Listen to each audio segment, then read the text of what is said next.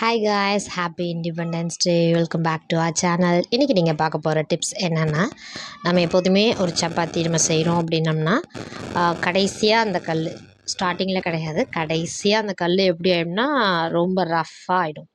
ஏன்னா நம்ம oil use பண்ண மாட்டோம் மேக்ஸிமம் சப்பாத்தியில். ஃபஸ்ட்டு சப்பாத்திக்கு மட்டும்தான் ஆயில் நல்லா விட்டு செய்வோம். பட் லாஸ்ட்டு சப்பாத்தி செய்யும்போது சும்மா பேருக்கு நம்ம விட்டு சுட்டு எடுப்போம். கரெக்டு தானே? அப்படி செய்யும்போது கடைசியாக இந்த மாதிரி ஆகிடும். அதோடு நம்ம விட்டுருவோம். அதுக்கப்புறம் கடைசியாக நம்ம தோசை ஊற்றும் போது உண்மையாக ரொம்ப கஷ்டமாக இருக்கும். அதுக்கான டிப்ஸ் தான் இது. சூடாக இருக்கிற அதே கல்லில் கொஞ்சம் தளர எண்ணெய் விட்டுருங்க. எண்ணெயை விட்டு கொஞ்சம் நேரம் விட்டு க்ளோஸ் பண்ணுங்கள். ஆனால் இதில் நீங்கள் எண்ணெய் விடும்போது ஃபுல் அந்த சர்க்கிளுக்கும் நீங்கள் விடணும். அந்த கடாய் ஃபுல்லாக நீங்கள் விட்டு வச்சிங்கன்னா நெக்ஸ்ட் டைம் நீங்கள் தோசை ஊற்றும் போது நீங்கள் எப்போதும் நார்மலாக ஊற்றுற தோசை மாதிரியே வரும். இந்த டிப்ஸை நான் ரொம்ப நாள் கழித்து கண்டுபிடிச்சேன். ஸோ இது உங்களுக்கு யூஸ்ஃபுல்லாக இருக்கும் அப்படின்னு நினச்சி நான் அதை வீடியோ உங்களுக்கு போடுறேன்.